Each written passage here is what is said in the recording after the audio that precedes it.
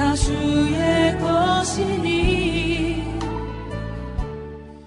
제가 이 감사 주간을 맞이하면서 저는 좀 떠오를 때 좀 거룩한 것이 참 떠오르면 참 좋겠는데, 어떤 게 떠오르냐면 사랑은 아무나 하나, 이게 떠오르는 거예요.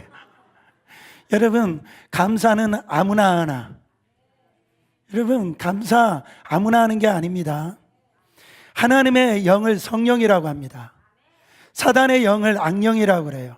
악령도 이 성령의 것들을 바로 이렇게 흉내낼 수가 있어요. 근데 악령이 흉내낼 수 없는 게 있는데 그게 감사입니다. 성경에 보면 사단이 감사했다라는 얘기가 없어요. 오직 하나님의 영에 그 가운데 있는 사람만이 어떤 환경 속에서도 감사할 수 있는 자라는 거예요. 어거스틴이 이런 말을 했습니다. 믿음, 소망, 사랑, 이 세 가지는 항상 있을 것인데 그 중에 제일은 사랑이라, 이 말씀이 있습니다.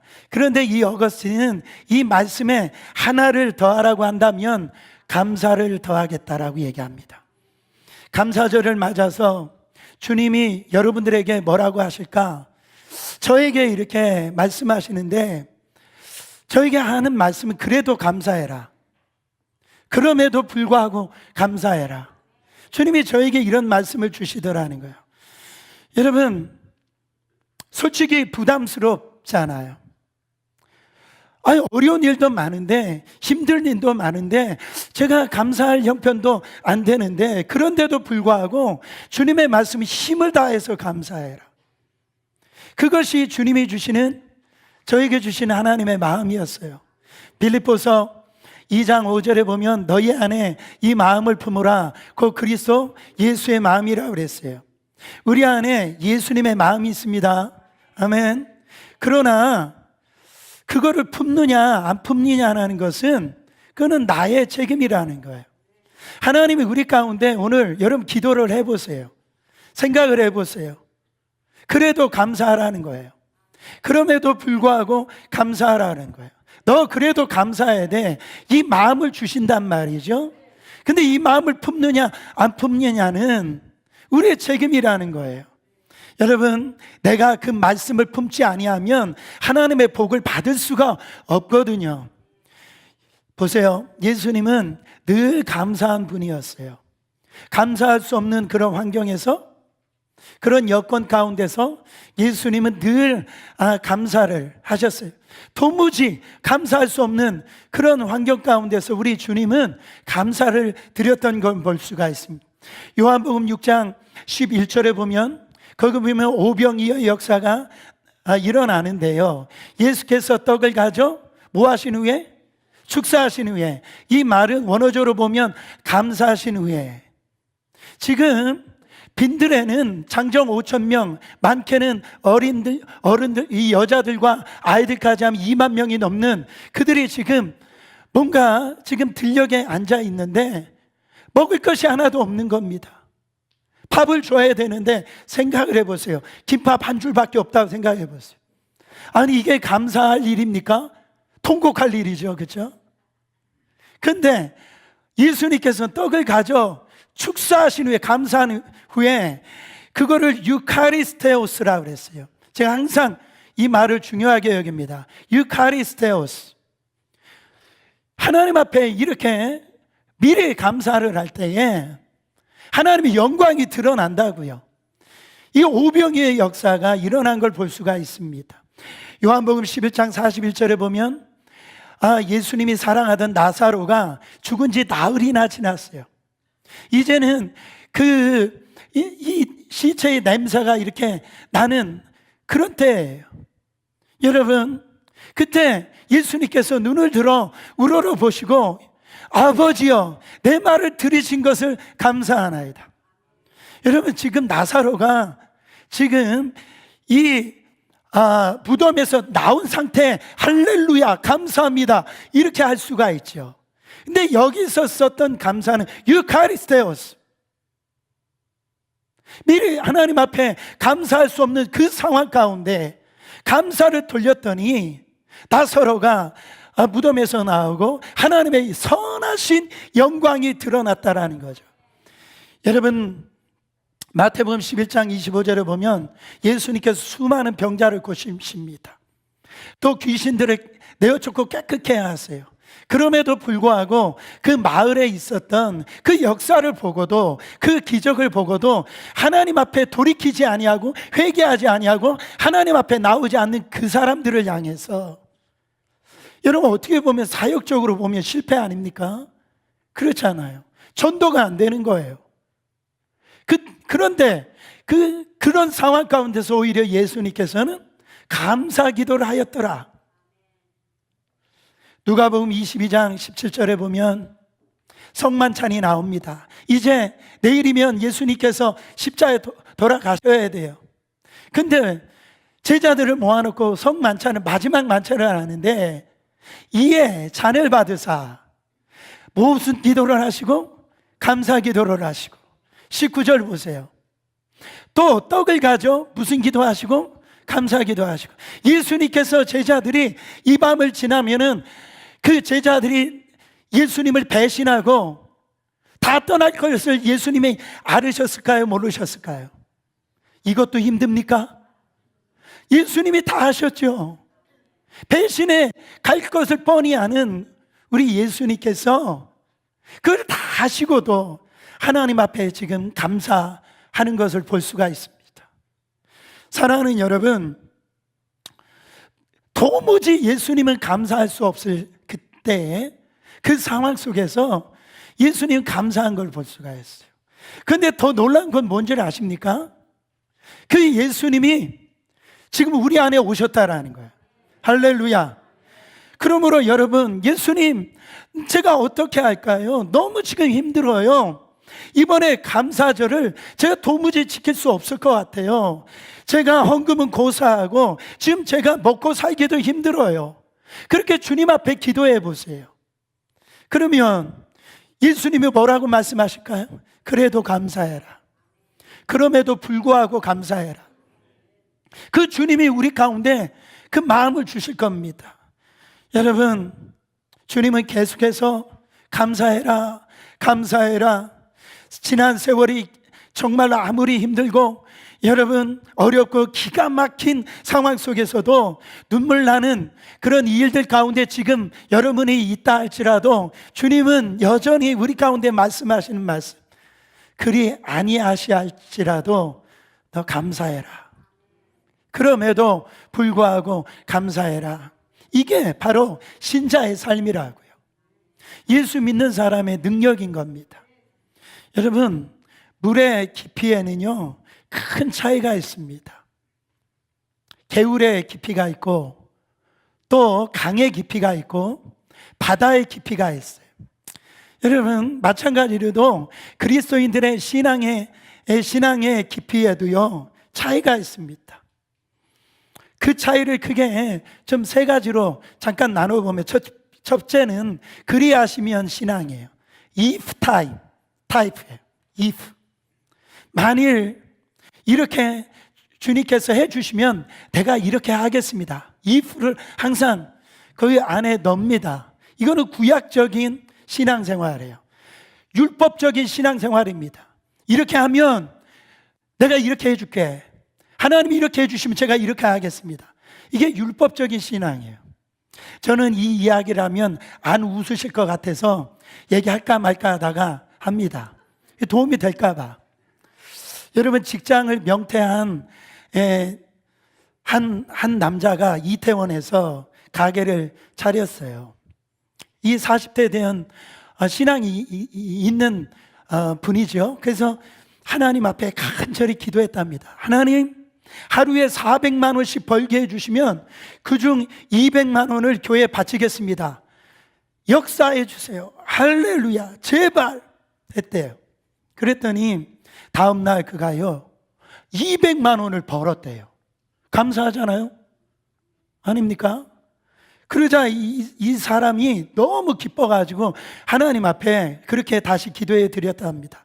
하나님, 정말 감사합니다. 하나님, 먼저 당신의 목을 챙겨놓고 이렇게 주시다니요.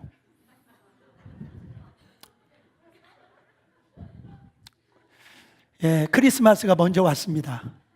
이렇게 썰렁할 줄 알았어요. 이 말은 뭐냐면 그 조건에 맞게 어떻게 보면 하나님이 역사해 주셨음에도 불구하고 그렇게 해주시면 감사를 하겠다라는 거죠. 근데 그렇게 감사하지 못하는 신앙생활을 하는 그런 타입. 두 번째로 그리 하실 줄로 신앙입니다. as if 타입이에요. 그러니까 이거는 하나님 앞에 마치 꼭 그렇게 될 것처럼 믿는 신앙이에요. 참 좋은 신앙이죠. 그러니까 추호도 의심하지 아니하는 순종하는 신앙의 태도를 얘기합니다. 전적으로 하나님께서 역사해 주실 것을 믿어요. 하나님의 말씀에 순종하며 하나님 앞에 서는 사람들입니다. 이런 신앙의 타입이 바로 강의 깊이에 있는 타입이에요. 그런데 세 번째로 그리 아니하실지라도의 타입이 있어요. even if 타입이에요. 그렇게 하시지 않으실지라도 끝까지 나는 하나님 믿겠다라고 하는 믿음. 오늘 비록 내 마음대로 내 믿음대로 되지는 않지만 그래도 나는 하나님 앞에 감사하고 하나님 앞에 찬양하고 서는 사람들이에요. 이런 사람들의 깊이는요 바다처럼 깊은 신앙의 타입입니다. 흔들리지는 않습니다. 오늘 본문에 보면 이 세 번째 유형의 타입이 나오고 있어요. 그리 아니하실지라도 그럼에도 불구하고 하나님 앞에 감사하는 사람, 그 신앙의 그 깊이를 느낄 수 있는 사람, 세 사람이 나옵니다. 본문의 이야기는 이래요. 바벨론 그 느부갓네살 왕이 이제는 천하를 통치하고 이제 강력한 세계 최대 강국을 이루게 됩니다. 그가 이제 그런 강국을 이루고 난 다음에 자신이 섬기고 있는 그 벨 신상과 또한 자신의 업적을 나타내기 위하여 거대한 금 신상을 세워놔요. 그리고 난 다음에 여기에 어떤 누구도 절하지 아니하면 저 풀무불, 뜨거운 풀무불에 내가 다 던져버리겠다. 그런 명을 내립니다. 그 명을 이제 다니엘의 세 친구인 사드락, 메삭, 아벳느고가 그 얘기를 들었을 때 이제 선택해야 될 순간이 온 겁니다. 그런데 이 믿음의 사람, 이 다니엘의 세 친구는요 그 금신상 앞에 절을 하진 않습니다. 항상 호시탐탐 참 그들의 어떤 모습을 달갑지 않게 생각했던 그 바벨론 신하들이 그 사드락과 메삭과 아벳느고가 그 근심상 앞에 절하지 않는 것을 가지고 이제 왕에게 그거를 갖다가 고합니다. 그때 왕이 화가 너무 났어요.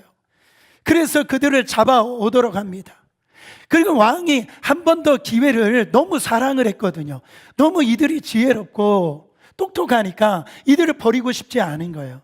그래서 한 번 더 기회를 줄 테니까 이번마저도 거절을 하면 내가 너희들을 풀무불에 던져 넣을 것이라고 위협을 했어요. 그런데 그들이 끝내 거절을 합니다.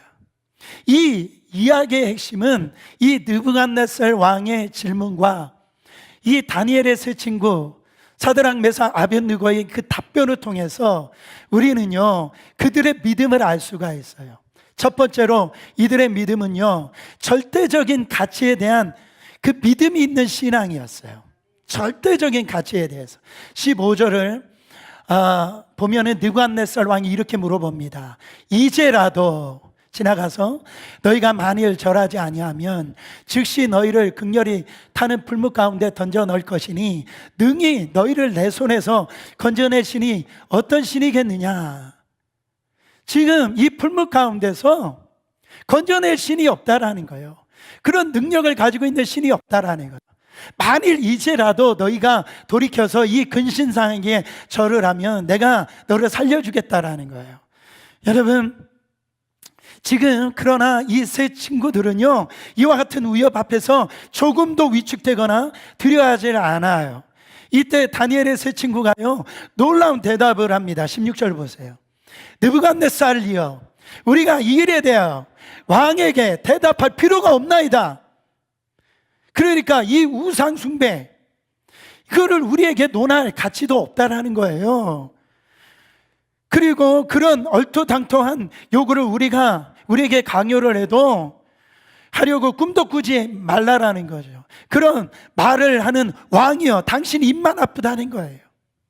네. 그러니까 일말의 망설임도 없이 그 요청에 대해서 거절하는 걸 볼 수가 있습니다. 여러분요, 우리가 다른 것에는 다 머리를 숙이고 양보하더라도 이것만큼은 결코 타협하거나 양보할 수 없는 것이 있습니다. 그런데요, 여러분, 우리는요, 양보할 것은 양보하지 않고 양보하지 말아야 될 것은 또 양보하는 그런 태도가 우리 안에 있어요. 다시 한 번 더, 양보하지 말아야 될 것은 양보하고 양보해야 될 것은 양보하지 않고, 우리 신앙생활에 있어서 이게 무너진 분들이 많이 있어요. 다른 것들은 다 양보하세요. 왜 아멘 안 해? 다른 것들은 다 손해보세요. 그게 신자의 삶이라. 그러나 하나님 앞에 예배드리고 하나님의 절대적인 그 진리의 말씀은 절대 우리는 양보할 수가 없는 겁니다. 목에 칼이 들어와도 그건 양보할 수 없는 거예요. 여러분, 동성애 윤리적으로 보면 그것도 인정해야 된다, 이렇게 어떤 합리적인 그런 것들을 얘기를 하는데 양보할 게 있죠. 저는요, 감옥에 잡혀가는 한에 있더라도 제가 동성애 주례는 못 섭니다. 양보를 못 해요. 여러분, 신앙생활만큼은 누가 뭐래도 절대 양보를 할 수 없는 거예요. 두 번째로, 이 세 친구들은 하나님의 능력을 믿는 신앙이었어요. 그러면서 이 세 친구들 단호하게 얘기를 합니다. 17절 보세요.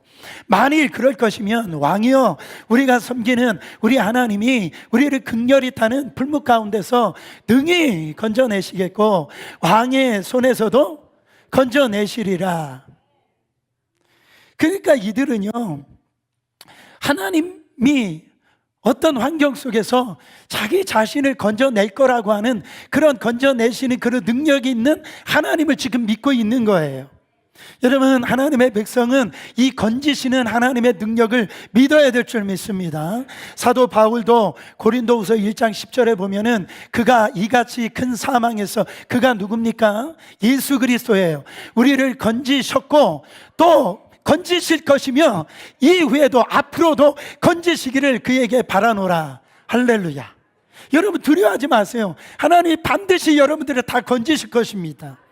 그거를 믿는 믿음이 이들에게 있었다라는 거예요.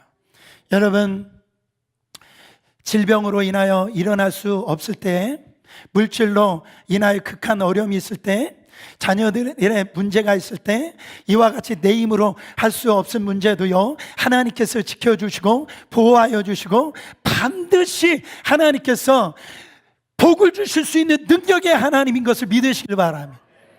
이 세 친구들은요, 그것을 믿었습니다. 세 번째, 이 세 친구들은요, 그리 아니하실지라도 하나님의 뜻에 모든 것을 맡기는 신앙이 있었던 거예요.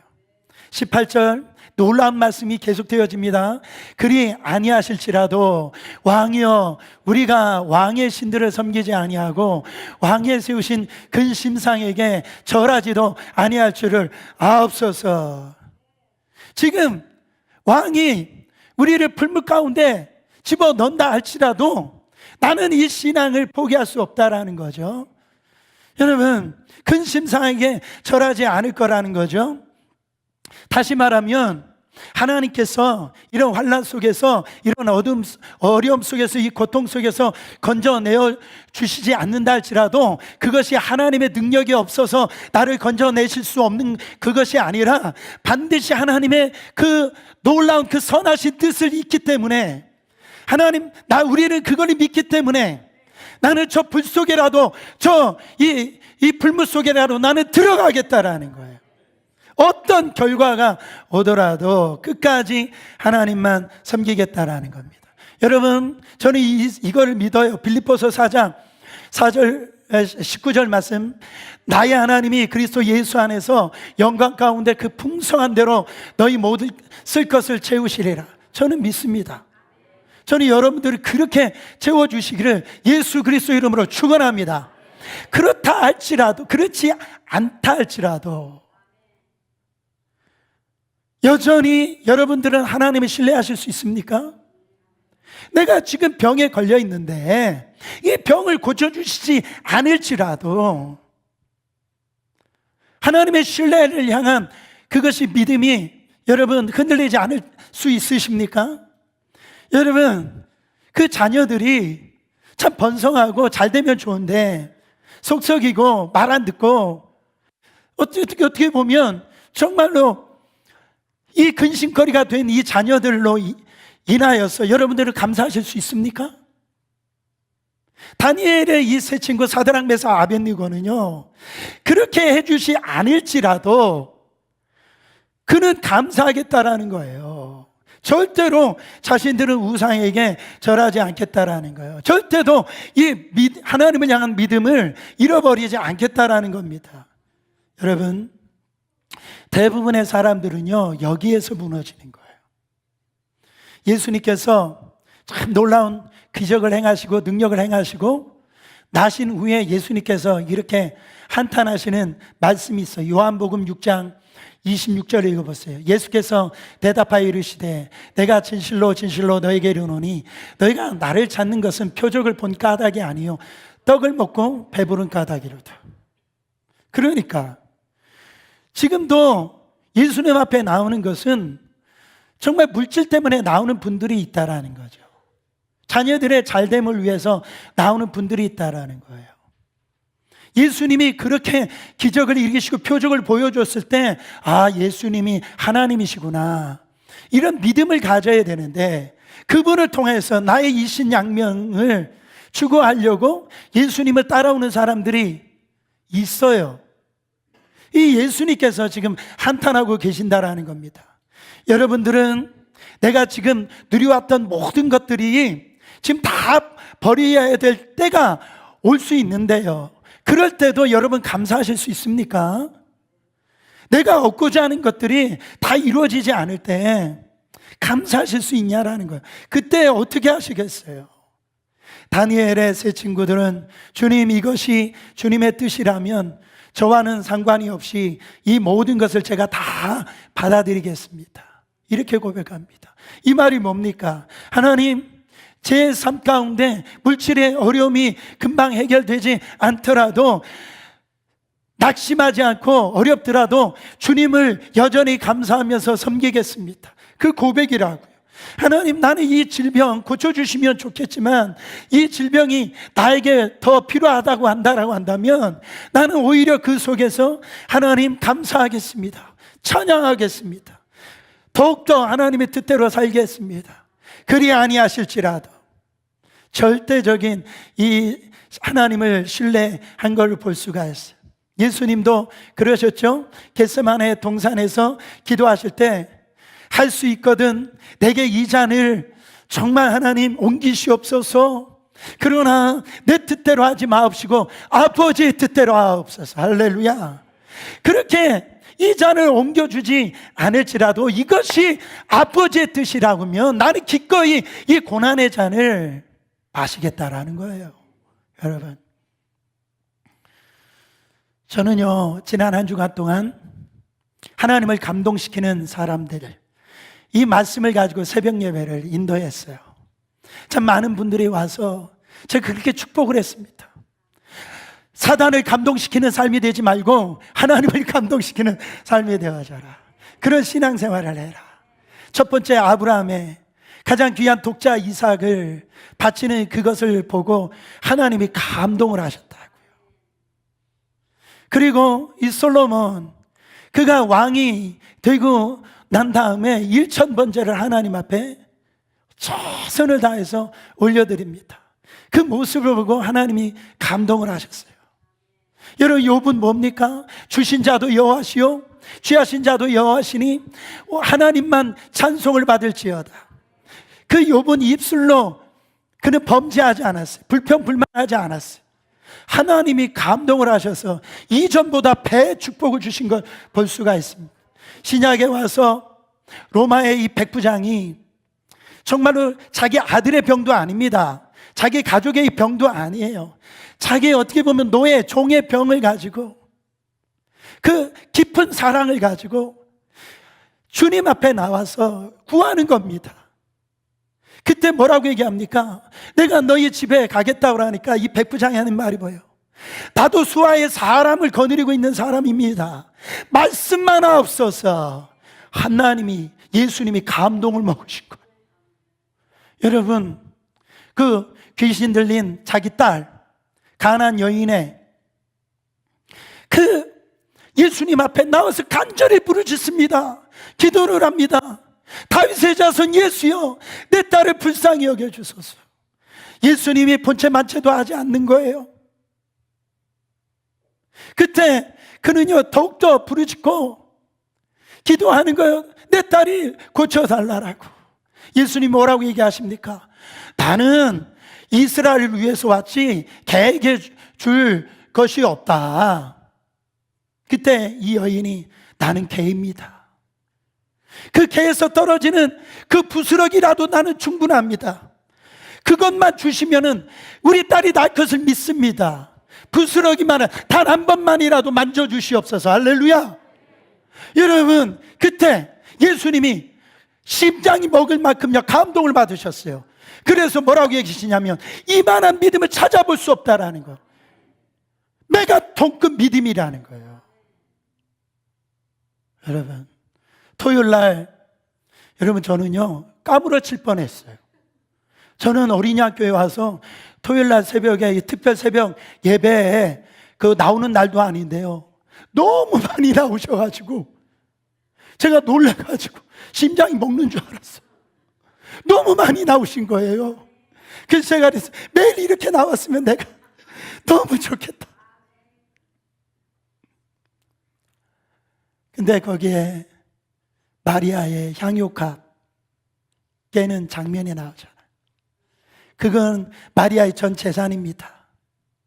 그걸 예수님 발 앞에 부어요.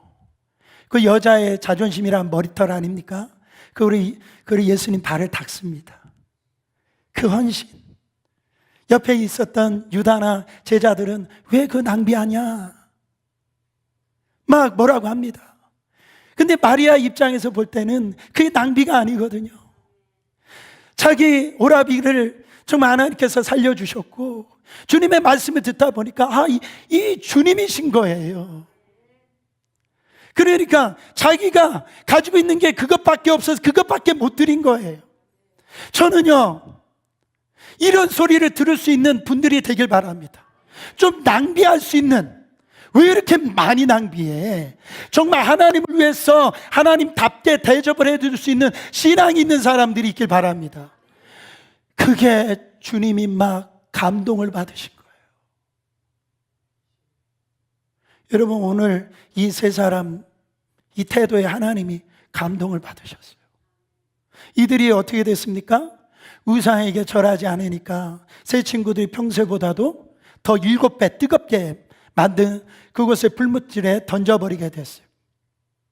근데 놀랍게도 하나님께서 그 능력으로 역사하셨고 불못불에서 던져졌을 때 그 느부갓네살 왕 그 안에서 일어나는 놀라운 것들을 보게 되었습니다. 25절 말씀 보세요.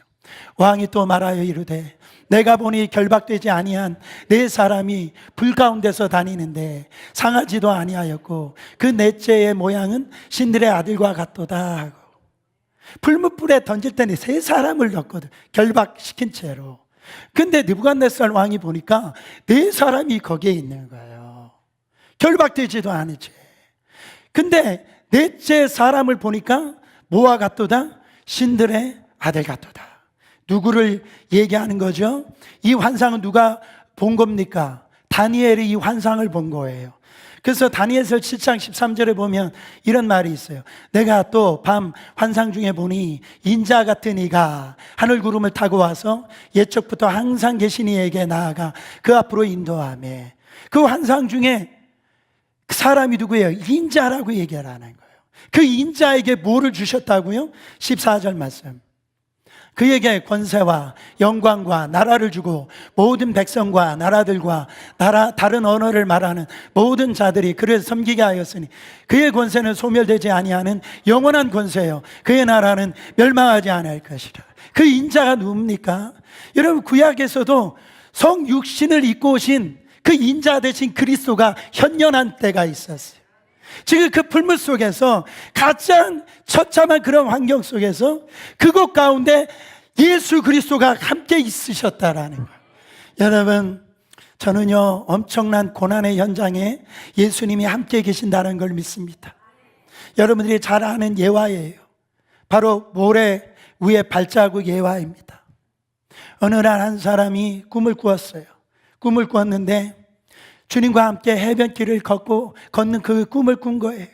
하늘 저편에서 자신의 그 인생의 장면들이 이 영화처럼 하나 번쩍번쩍이면서 사라지고 또 사라지고 비치고 그럽니다. 한 장면이 지날 때마다 그는 모래 위에 난 두 쌍의 발자국을 발견해요. 제법 잘 걸었어요. 아, 이때 하나님이 나와 동행하셨구나, 함께 하셨구나.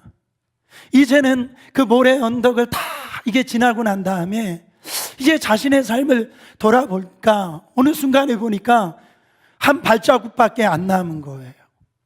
근데 그 한 발자국 남았을 때 보니까 자기가 그렇게 가장 힘들고 어렵고 고통스러웠을 때 그때 난 발자국인 거예요.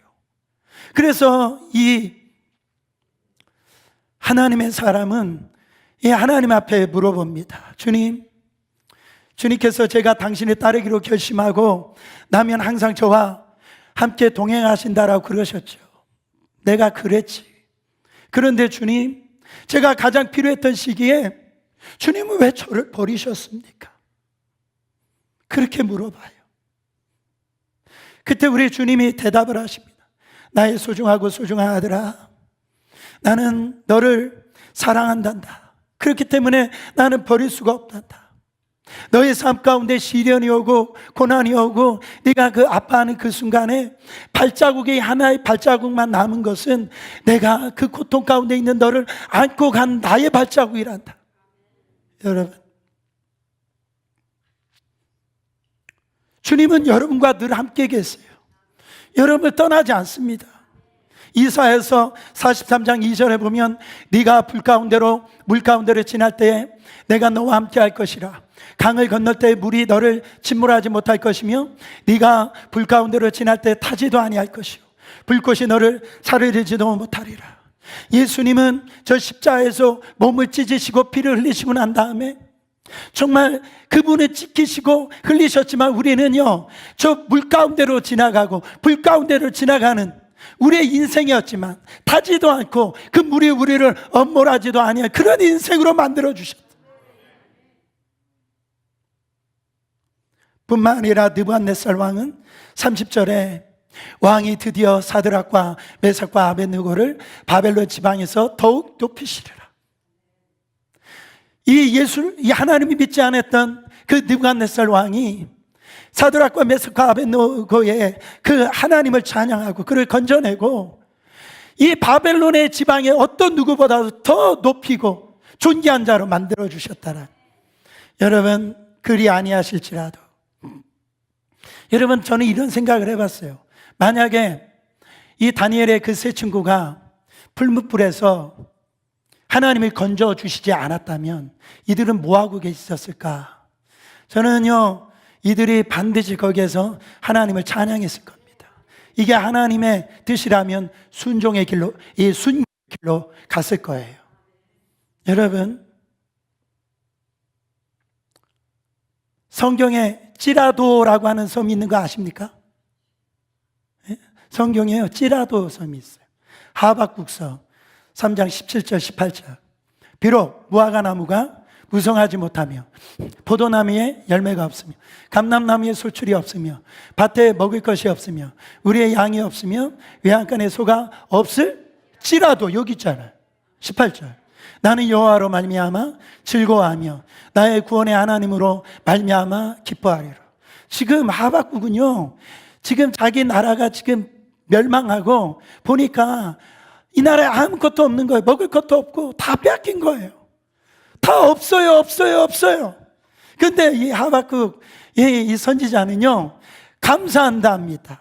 그게 없을지라도 뭐만 하나님의 그 구원받은 것으로 인하여서 기뻐한다라는 거. 없을지라도 하나님의 그 구원해 주신 그 은혜만으로도 자기는 기뻐한답니다. 할렐루야. 여러분, 내가 예수 믿어서 이제 나의 모든 죄가 용서함 받고 이제 하나님의 자녀가 돼서 영생 복락을 누릴 사람이 되었다라는 거 얼마나 감사합니까?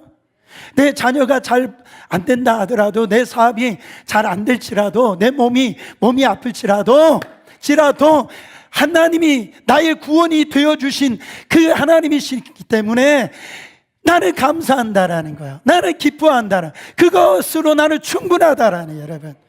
여러분 모두 다 구원 받으셨습니까? 모두 다 구원 받으셨어요? 할렐루야. 아멘 안 하시. 심각한 건 제 목회 잘못하고 있는 건데.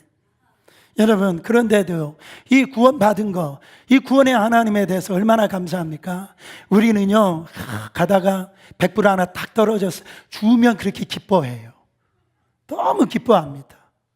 그런데요, 정말 영원한 그 멸망받은 우리를 갖다가, 나를 갖다 하나님의 자녀 삼아 주셔서 구원의 백성이 됐다라는 이 감동이 없어요.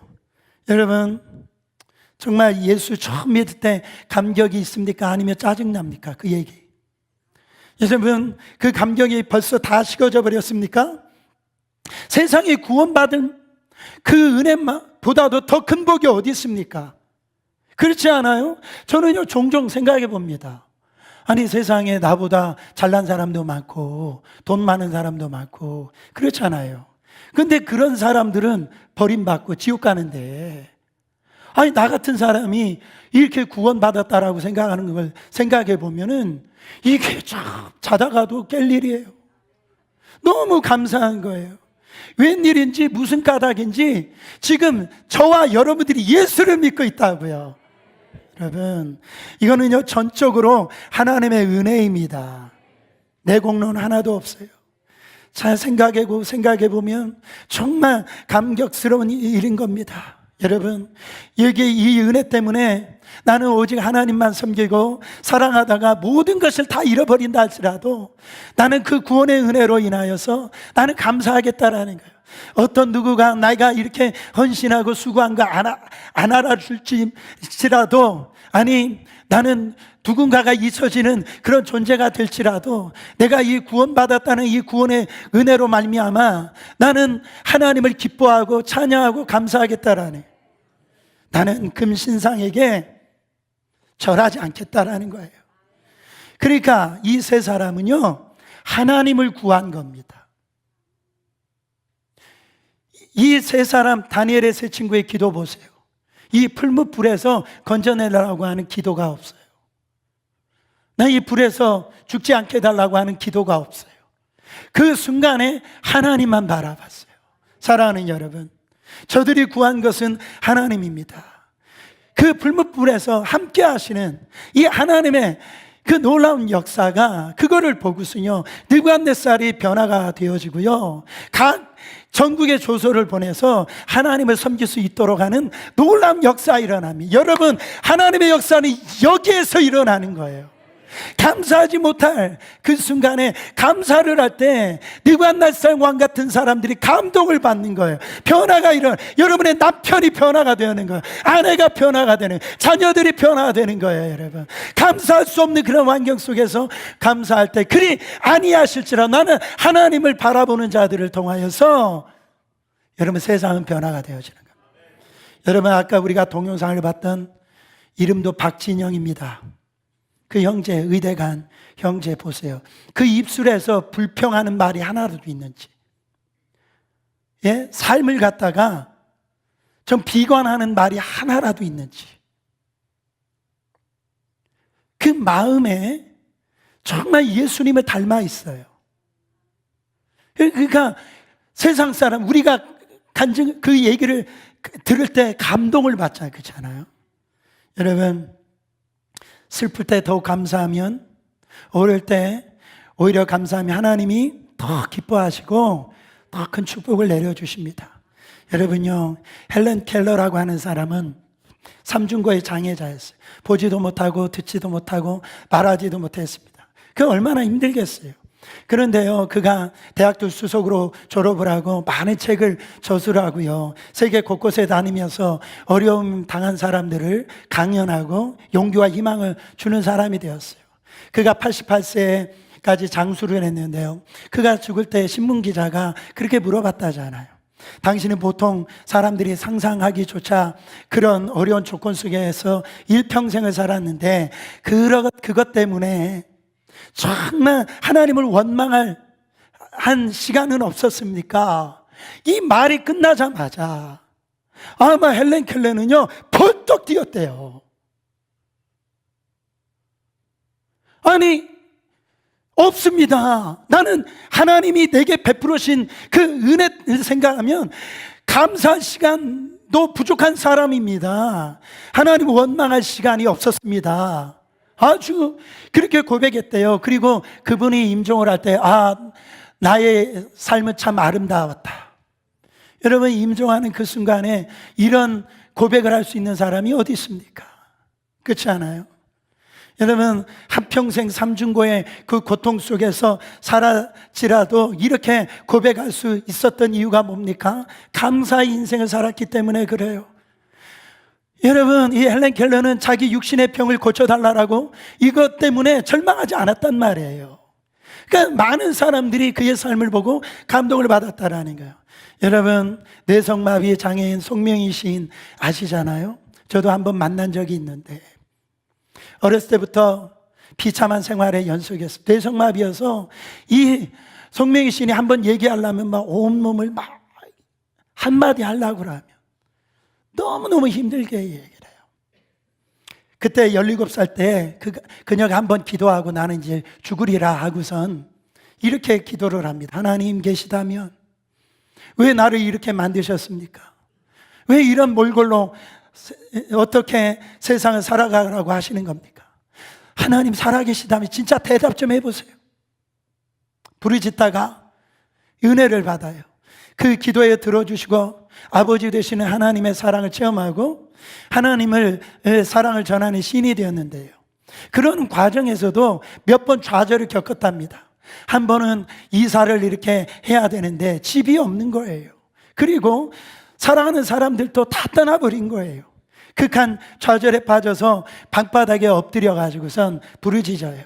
하나님, 나 아무것도 없어요. 친구도 없고요, 집도 없어요. 휠체어도 아무것도 없어요. 그렇게 통곡을 할 때 주님이 말씀하셨답니다. 내가 말하는 대로 써라. 송명희 씨는 왼쪽 손으로 조망만한 그 연필을 쥐고 울면서 알아볼 수 없는 글씨를 써 내려갑니다. 그게 아까 우리가 불렀던 나라는 찬양이에요. 공평하신 하나님이 난 남이 가진 것 없지만 공평하신 하나님이 난 남이 없는 것 같게 하셨네. 쓰다 보니까요 도저히 더 쓸 수가 없는 거예요. 하나님, 어떻게 하나님 내 삶에 하나님이 공평하세요? 나에게 하나님이 공평하시지 않아요. 내게 아무것도 없지 않아요.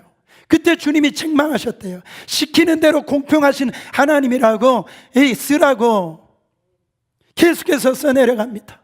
나 가진 재물 없으나, 난 남이 가진 지식 없으나, 난 남이 있는 것 같지 않으나, 난 남이 없는 것 있으니, 난 남이 못 본 것을 보았고, 난 남이 듣지 못한 음성을 들었고, 난 남이 받지 못한 사랑을 받았고, 난 남이 모르는 걸 깨달았네.